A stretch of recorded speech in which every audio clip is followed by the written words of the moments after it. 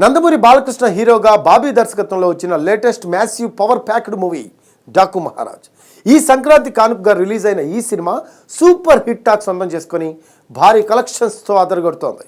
10 రోజుల్లో వరల్డ్ వైడ్గా 160 కోట్ల వరకు గ్రాస్, 75 కోట్లకు పైగా షేర్ కలెక్షన్స్ రాబట్టింది. లాంగ్ రన్లో 100 కోట్ల షేర్ కలెక్షన్స్కు డాకు మహారాజ్ ఈజీగా రాబడుతుందని ట్రేడ్ వర్గాలు భావిస్తున్నాయి. ఈ సినిమాతో బాలయ్య వరుసగా 400 కోట్ల కొల్లగొట్టిన సీనియర్ హీరోల్లో సరికొత్త రికార్డ్ సెట్ చేశారు. లేటెస్ట్గా అనంతపురంలో ఈ సినిమా విజయోత్సవ వేడుక కూడా నిర్వహించారు.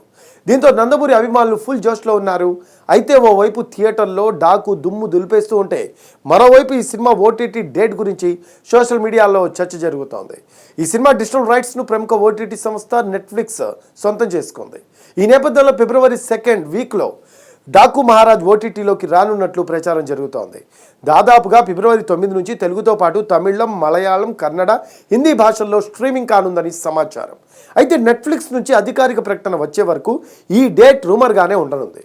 ఇక ఈ సినిమాను సితారా ఎంటర్టైన్మెంట్స్ పతాకంపై సూర్యదేవర నాగవంశీ నిర్మించగా ప్రజ్ఞా జైస్వాల్, శ్రద్ధా శ్రీనాథ్ హీరోయిన్లుగా నటించారు. తమన్ సంగీతం సినిమాకు హైలైట్గా నిలిచింది.